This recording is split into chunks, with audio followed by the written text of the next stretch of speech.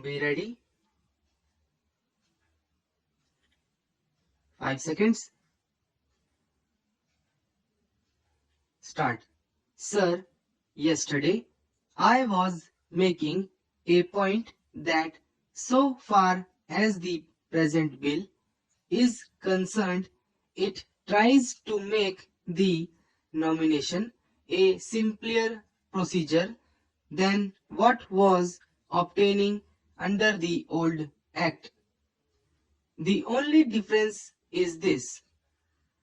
As I said in the beginning, after the last general elections, it was found that in certain areas there were a number of applications which were rejected on the ground that the nominations that were filled were not found in order.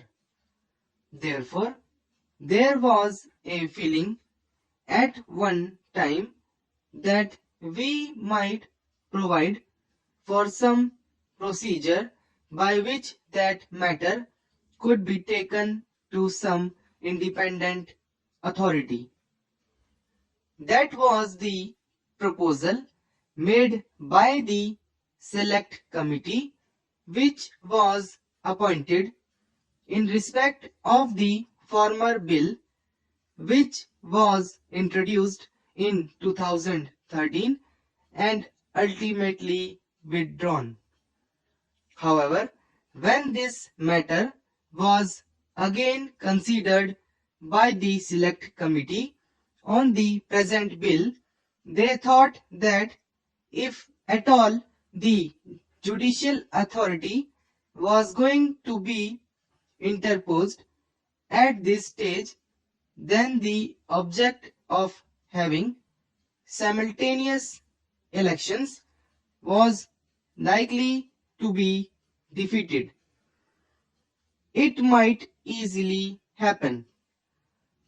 Suppose, in respect of a certain matter of disqualification, the matter was allowed to be referred to some authority.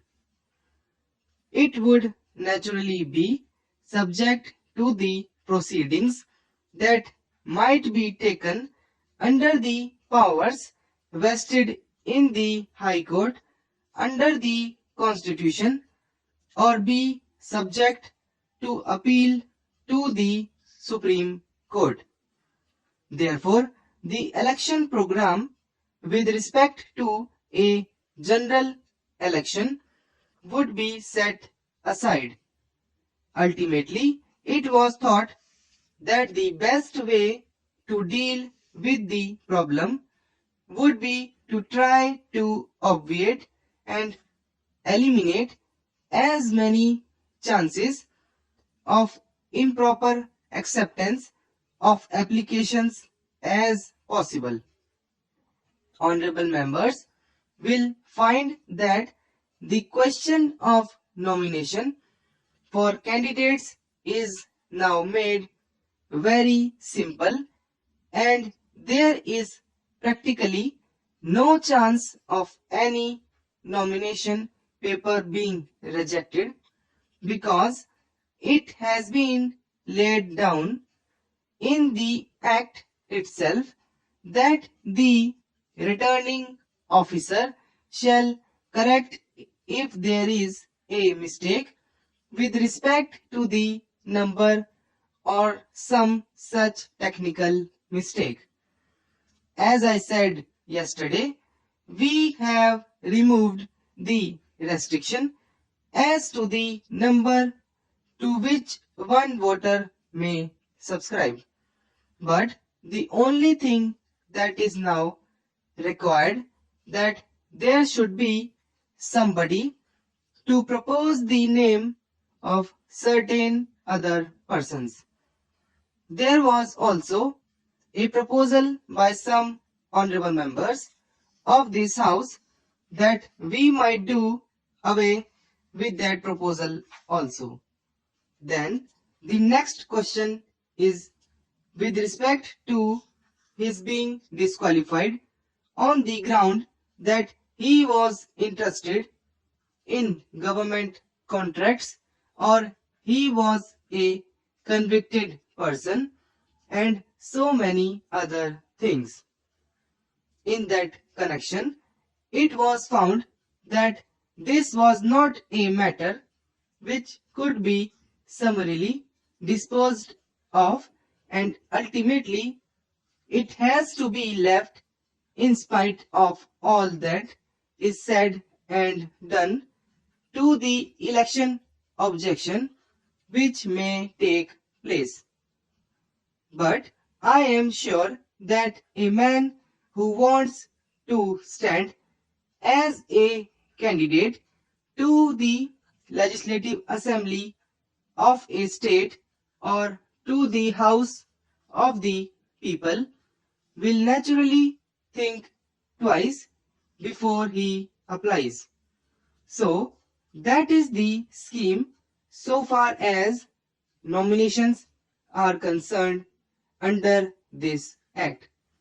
The next item refers to expenditure, and honorable members are aware that after the general election, practically every party and every candidate complained that the form of return of election expenses was so complicated that it was difficult for them to comply with it. In the first place, there were some overlapping items or categories. Naturally, when a man stood for election, it was found very difficult for him to find out whether the expenditure was on account of the clerks, messengers, this thing or that thing. It was therefore found necessary that the complicated form of returns should not be there.